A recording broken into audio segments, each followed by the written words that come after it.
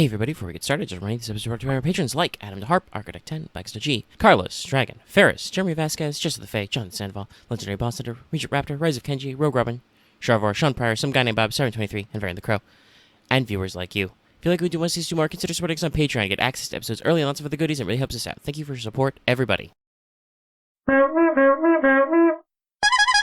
Hello everyone and welcome back to Let's Take FGO Wanted, the show where we let you know if you want to roll that 5-star.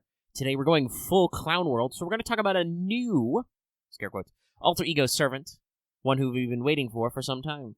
So we're going to be hitting you up about the Limbo champion himself, Ashiya Douman. How low can he go? If this is your first Wanted, well, I hope you liked the demonic intro I did. Anyway, on this show we break down a servant's real-life history or folklore, their lore with a capital L and fate, so any, weird fate stuff, other media they've been in, steez like that.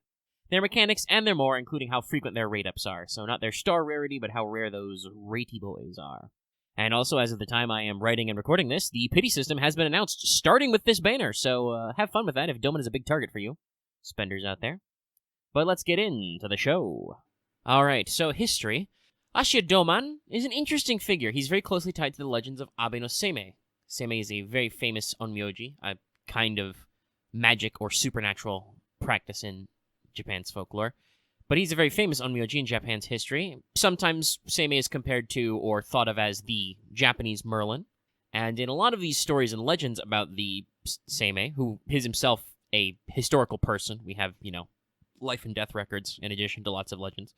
Douman is often cast as his rival among the onmyoji of the Heian period in the capital. However, despite Seimei's own fame and extensive storytelling about him, and Douman's own possible significance to Seimei's history and legends, Ashiya Douman is a much more obscured and shakily fixed fixture in history's terms. Not as much high clarity there. His exact birth and death date are not known. There's a mortuary tablet out there that claims that his birth date is sometime during what would be the equivalent of 958 CE. That would put him as a contemporary to Abe no Seimei. The historical Seimei lived between 921 and 1005, 1005 CE. And even then, we can't be certain of his name. The name Ashiya Douman doesn't really appear in literature from this time. Some sources also give him as Doma Hoshi, Hoshi Douman, stuff like that. Various variations along similar ones. But also, that might be a different guy, because it's a different name. There's at least one historical source attributed later that says of an onmyoji named Douman hired by a noblewoman to do some work. So there's some historical basis for the name, but again, not an exact lineup of, here was Ashiya Douman. He was born this day, he died this day, he did this stuff in between. It's a lot more sketchy, a lot more loosey-goosey. According to at least one history I could find, similar to the ones talking about the hiring, Douman is said to have been born in a village in the Harima province, which is now the Hyogo prefecture. In some sources, the village is even called Ashiya, hence his, first listed name there, a surname or title. But, again, also seen other names used. You probably know him best from a very famous anecdote. According to myths and legends and histories, Douman would often attempt to embarrass Abe no Seimei in order to usurp his political position or positions. Seimei was part of the Bureau of Onmyoji, and very well respected, at times was the court astrologer for the emperor, lots of other big political stuff, so Douman would try and one-up him and get into those positions. So, in one such famous duel of divination, the two were to divine the contents of a locked box. Douman, of course, cheats and arranges for 15 Mandarin origins to be placed in the box, and then calls out that number. But Abe no Seimei caught wind of this trickery, and used his magic to transmogrify the oranges into rats, and then called out 15 rats, and then when the box was opened, 15 rats came out, and Douman was shocked and embarrassed, allegedly. In another anecdote after this period, when Seimei was away training in China, Douman started an affair with Abe no Seimei's wife. Don't really know if that went anywhere, but, constantly trying to one-up this man in very petty ways. In another case, Seimei's patron was at risk of being cursed. He was alerted by his dog that he should be careful going out, and then Seimei reveals why the things are so nervous. It reveals his patron is about to be attacked by a shikigami. It's a powerful art, which Ashiya Douman was known as the best practitioner of. As a result, Douman was allegedly arrested and exiled back to Harima province. So, lots of mischief-making and sinister deeds out there. Douman is also very well associated with the figure of Fujiwara no Akimitsu, also known as the demonic minister of the left. I know that sounds a little weird, but minister of the left is a historical, highly placed government position in the Heian period. So Akimitsu was said to be angered after the death of his daughter. I will enunciate. I don't need to speedrun this episode. Enshi. She fell into despair after her husband, the Prince Atsukaira, took the daughter of Fujiwara no Michinaga as his second wife, and then declined to be the crown prince. Inishi died shortly afterward, and Akimitsu is said to have enlisted the services of Douman to curse Michinaga and his family, which earned Akimitsu his title as the demonic minister, and in general caused, lots of misfortune and shenanigans. And Douman is said to be the actual practitioner that did this stuff done. Now, much later in the Edo period, there is a play known as the Ashiya Douman Ochi Kagami, which obviously has Douman as an important character. He is in the name, in the format of Ashiya Douman. In this story, he is a rival with Abe no Seime's father, Abe no Yasuna, when the court astrologer suddenly dies and the two of them are placed to succeed him. They are both, alleged by their patrons to be the previous court astrologer's, number one disciple and closest confidant, etc. And there's a lot of other dramatic stuff going on. In the play, Douman is a bit more of a positive figure. He's commanded to do evil things by his lord rather than actively malicious. He still does some pretty bad stuff. If you read the description of the outline you can find online translated, there's still some bad things he does, like cursing people, trying to kill people, other magical shenanigans. But he's not really, into it himself. He's, navigating the complex political and loyalty web. In the play, he does have a showdown with the young Seimei at the end to determine who the proper heir to the court astrologer term is. But it's a lot less petty and much more dramatic. He's portrayed as a positive figure almost, even reinforcing the young Abe no Seimei. So there's some layers to this characterization. That said, unfortunately, this is a pretty sizable story in 5 acts. Depending on the period it's performed, it's very common to omit some of the acts or only perform Act 4, which is titled Kuzunoha usually, after Abe no Seimei's alleged mother. And possibly then even only portions of that, like the front half of Act 4. This means that there can be a lot of Douman's character can be excluded, including possibly excluding him entirely, even though his name is in the title. This may lead to why he's a bit of an obscured figure. Obviously, at some points during the, folklore and mythology of Abe no Seimei and the history of the time period, this name was applied very dramatically, but as time has gone on, the parts of the story that are about him have become less popular and are sometimes dropped to just hit the highlights. Now, like Seimei, Douman is a very popular figure in pop culture now. He's in a lot of, classic Japanese video games and even some, anime and manga and stuff. Usually he's a big bad or rival to Abe no Seimei, but he can appear in his own right as kind of a solo character as well. Moving on to lore. Now, Douman should probably be pretty well known to FGO players. He's been appearing as a caster and then later alter ego of Limbo since pseudo-singularity Shimosa, where he was a primary antagonist and even used Seimei as an alias. He's later revealed to be a disciple of the foreign god, and so serves as a recurring antagonist in the Lost Belt chapters. By the way, if you're wondering why I'm putting so much emphasis, it's a long O in the Douman. In my notes, I've made sure to write it with the U, so you get the O sound, and also because then it's 6 letters both ways. It tickles my graphic design elements. Anyway, in his alter ego form, Douman is basically a high servant and amalgamation of several spirit origins to make a much more powerful unit. This is probably why his skills and stuff are pretty cracked. We'll get to that later. So obviously he has his own legend, which he draws from primarily, and then also has the added power of Fujiwara no Akimitsu, that demonic minister of the left coupled onto him, and a couple of mostly unrelated divine spirits we won't really get into. If it is relevant to the story, it'll come up in Heian-kyo. I could add an extra 5 minutes to this to dissect those characters, but from my general reading of his character, they're not super to the forefront, so if it comes up, it'll come up naturally in the story. This is, however, why his gender is listed as unknown. The High Servant Limbo is composed of both male and female origins, but he is a bonus servant later for a White Day event, so I assume the game is, generally treating him as male-ish, with some extra metaphysical shenanigans in there. If you want to use a they, that's probably okay, but he is also probably alright, especially if you're talking about the historical character. Now, an FGO, called the Beautiful Carnivore, Douman is a malicious and sinister figure, filled with a dark sadism and a deep envy for Abe no Seimei. Literally, when he talks about his dislikes in my room, Seimei is that. Now, it does note in the character profiles and dialogue that as an alter ego, it's possible this version of him is only one aspect of Douman as a character, so his true self is not entirely like this version we see. On the other hand, dialogue lines we have from Murasaki Shikabu, who would be a contemporary. Double-check the dates in those various episodes. Anyway, in her dialogue, she claims that the real Ashiya Douman was probably just as shifty and cruel as this one, so again, there could be some character exaggeration, but also he probably was kind of a scumbag. A lot of emphasis in the dialogue I've seen translated for him puts the Fate version. He wasn't part of the Bureau of Onmyodo and was a Buddhist monk first, though he wasn't Onmyoji, obviously. I don't really have any specific sourcing or context to why the text puts emphasis on that. There may have been some tension with Buddhist temples at the time or something that I'm not picking up on because it's just kind of like casually alluded to. Let me know in the comments if you can catch that one. Character design-wise, though, I have a fun note. The Servant Douman is pretty big and buff, but I did find some character notes in that play I talked about earlier, and in it, Douman is explicitly described as a large man character, so that seems pretty on. It seems pretty appropriate. Another key component is his immortality. In some legends, Douman steals tomes or other magical secrets from Seimei or his master, so Fate posits that Douman stole his Art of Immortality from Hakudo Jonin, one of the supposed teachers of Abe no Seimei, related to the continent, China. And this explains how in some anecdotes and stories we have in real life, Douman can be killed and then appear in work set later. He does appear to get his comeuppance by being killed a couple of times, but, always comes back for more legends. It's also a major plot point how we can keep defeating him several times, and he also keeps showing up until your boy Pepe disables his ability in Lost Belt 5 Part 2, so we can finally have our showdown upcoming.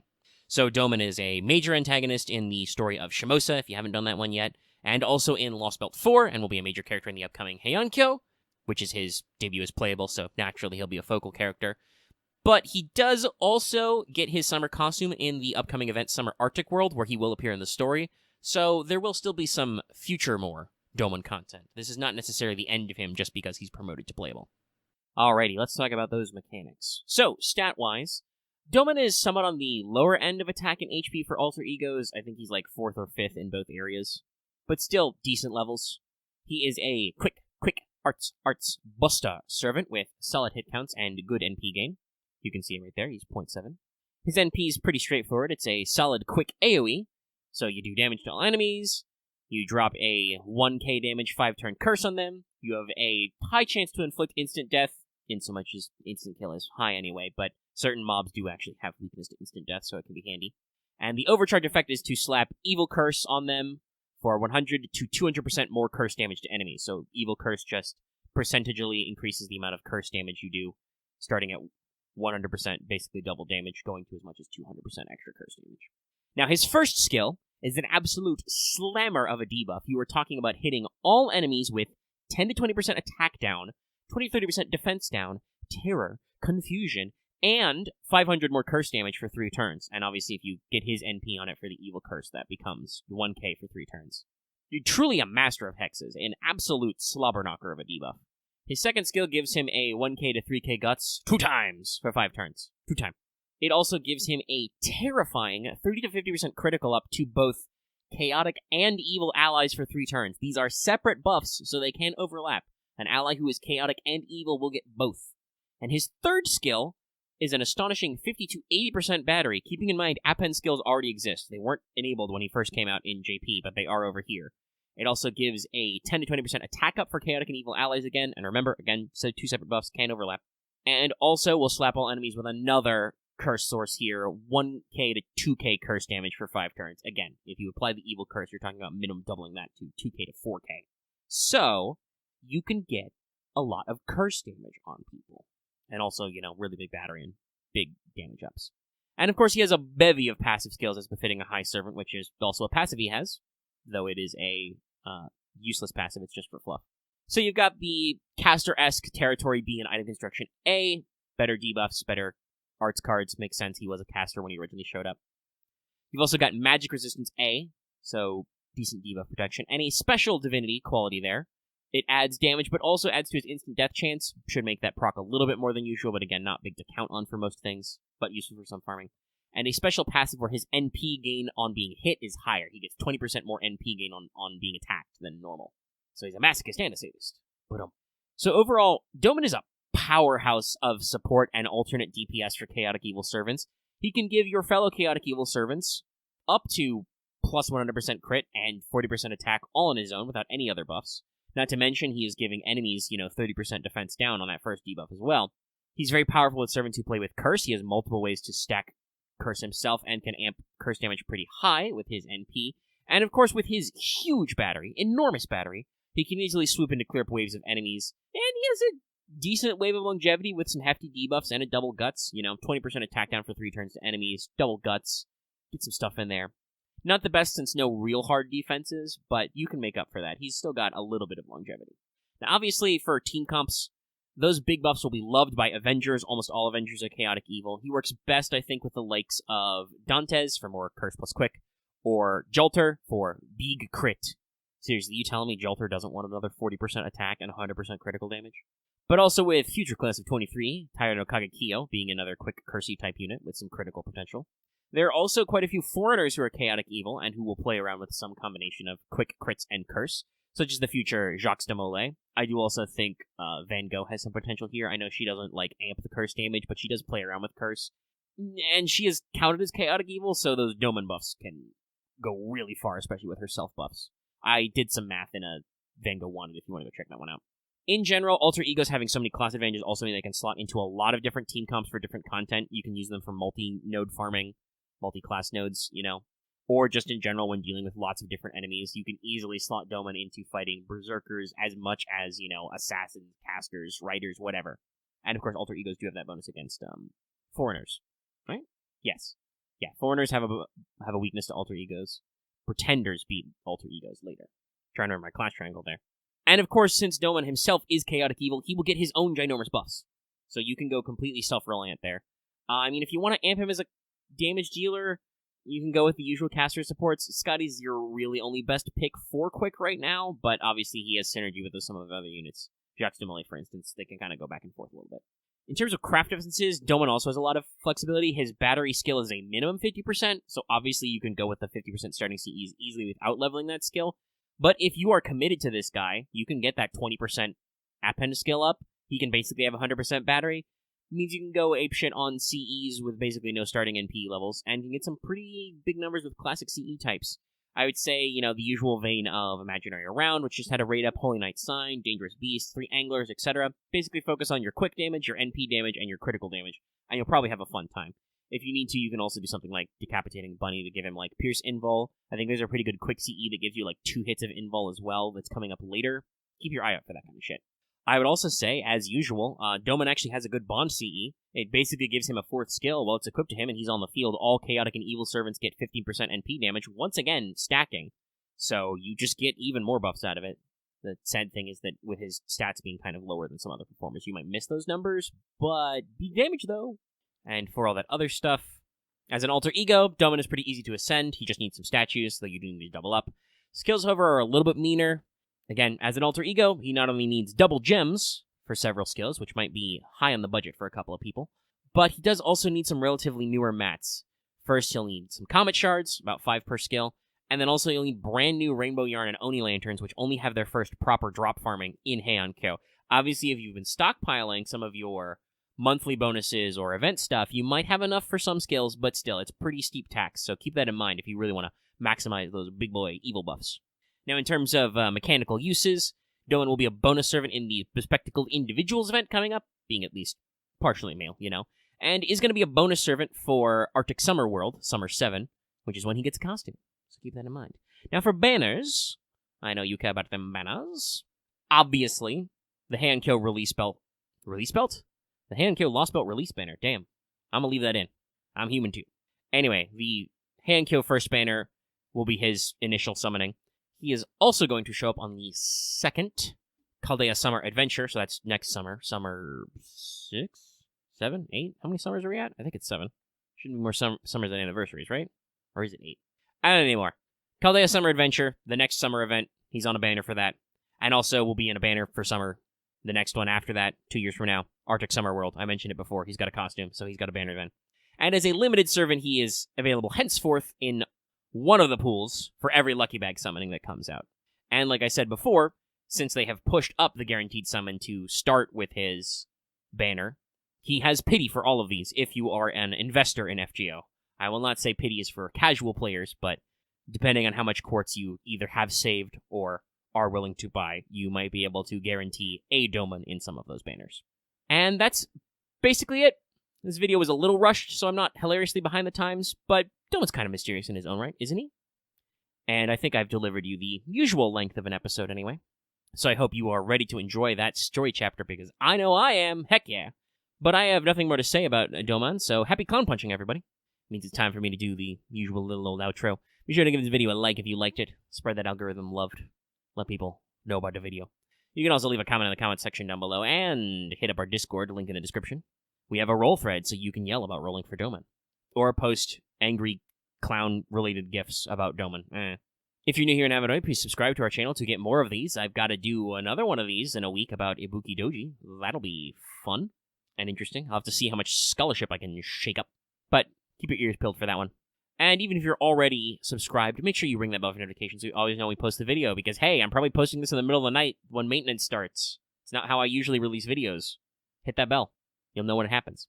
Like I said at the front of the show, you can also support us on Patreon to get access to this video early. This one's not going to be as early as other ones, but usually I try to make an effort to get it out decently early for patrons. You can also listen to our podcast, Let's Talk FGO, early, get some audio downloads, check it out live every week, have a lot of fun. If you want some more content from us, we did live stream a reaction to the announcement of this banner and event, so that's up there.